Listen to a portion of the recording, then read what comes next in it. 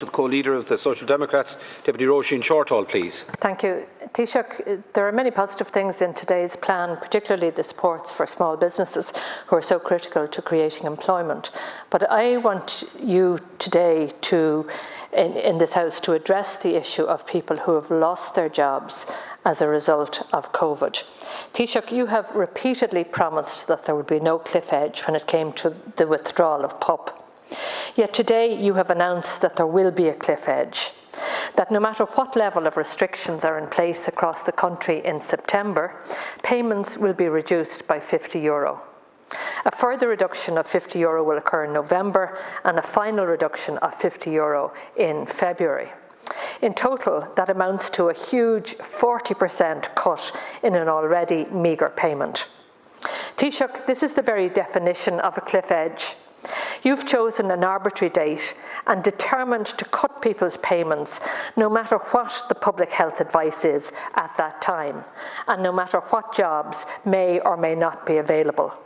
Taoiseach, these payments are a lifeline for hundreds of thousands of people whose jobs were a casualty of the pandemic.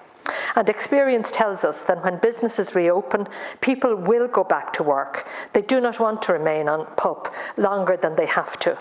Last year, 400,000 people closed their PUP claim once the economy partially reopened. To date, since this payment was introduced more than a year ago, just 3,000 complaints have been made to the Department of Social Protection by employers, which alleged staff were reluctant to return to the workforce. That's 3,000 out of more than 600,000 people. That's 0.5%, Taoiseach. The department has also clarified that the vast majority of those 3,000 cases didn't involve any misclaiming. So why, Taoiseach, have you done what you swore you would not do? Created a cliff edge for those in receipt of this payment, which will undoubtedly lead many more into poverty. As the economy opens up over the summer months, which everyone in this House hopes will be very successful, the numbers on PUP will naturally significantly reduce. There's no evidence that this payment is being abused, no evidence that people are preferring to claim PUP than return to work. Yet you have introduced a cliff edge in September and a 15% cut initially, growing to 40%, as I've said. A reduction of that magnitude will cause serious financial problems for those people who can least afford it. It has been a very tough year for everyone, but especially for those who have been forced out of their jobs because of the pandemic. Now they've been told by this government that their meagre income will be slashed in September, even if the business they work in has not reopened. This announcement is going to cause serious stress and anxiety among a huge cohort of people, Taoiseach, many of whom are barely keeping their heads above water. Taoiseach, my question to you is, why have you broken your promise and introduced a cliff edge for PUP payments? Thank you very much. Taoiseach. I would disagree fundamentally with the Deputy. We haven't introduced a cliff edge. The opposite is the case. We've extended out the pandemic unemployment to September and then a phased gradual basis right out to next February, which would be the second anniversary of the introduction of the pandemic unemployment. In other words, it would have been in place by then for 2 years. It was actually originally introduced for 12 weeks. It was the original time frame that the then government put on the time frame for the pandemic unemployment payment. The pandemic has lasted much longer than that, obviously. But what we want to do is to create employment opportunities for people. I agree 100%. People want to work. There's no suggestion by us, by government, or anybody that there was any abuse. Rather, what we're simply saying is we have to now reorientate the economy, reallocate and target resources for growth and for economic recovery. And that means creating substantial funding for work placement programs, for training programs, for education, for higher education. We want to create new jobs in retrofitting, for example, both in the private sector in terms of private housing, but also in terms of the public sector through direct grants. And we will need skill sets to enable us to do the comprehensive programme that we have for retrofitting across the country in terms of our housing stock. And that would mean people will have to retrain and reskill to do that kind of work. Likewise, in terms of the re-wetting of bogs, there's substantial allocation of funding now going in there. So there will be new opportunities in the economy. And it is about now, as we emerge from the pandemic, and as people do naturally come off the pandemic unemployment payment, and they will and they are, coming off in significant numbers. But remember, all the while, we're supporting workers in employment as well through the wage subsidy scheme and through the COVID restrictions support scheme extension.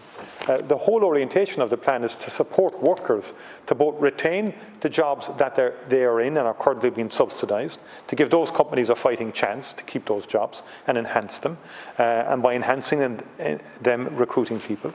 And the final point I would make is this, of course, and as Deputy MacDonald made the point, government has stopped people from going to work. Government has stopped nobody from going to work.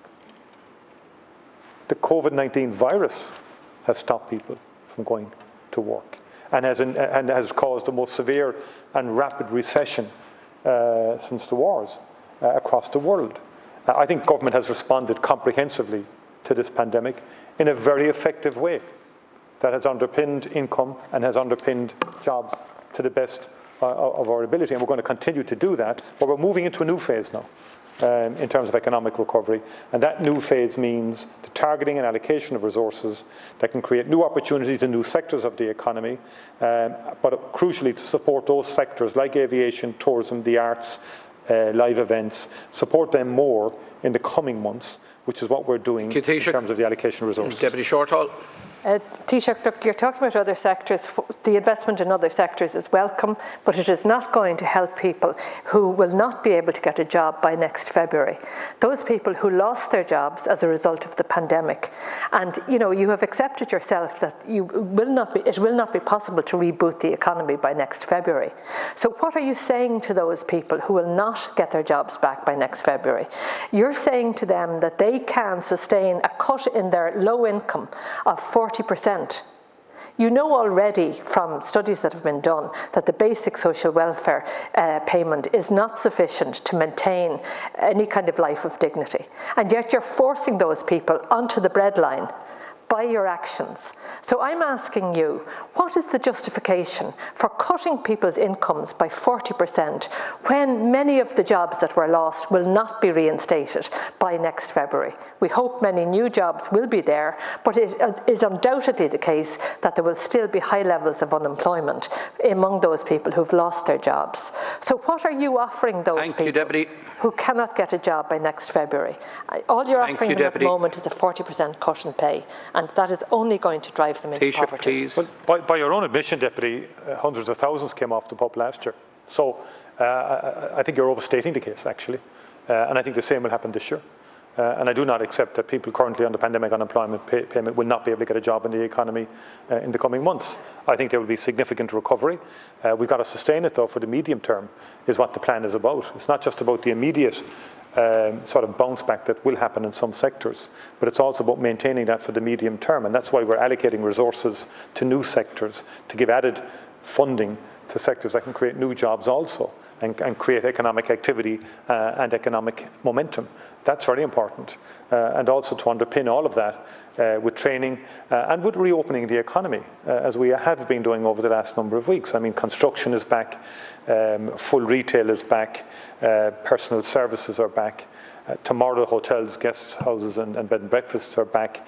The vaccination program is going to continue to roll out. So we look forward to restaurants and pubs next week, and then further openings in July, all of which will create employment opportunities, and all of which will facilitate people naturally coming off the pandemic unemployment payment. Thank you very much.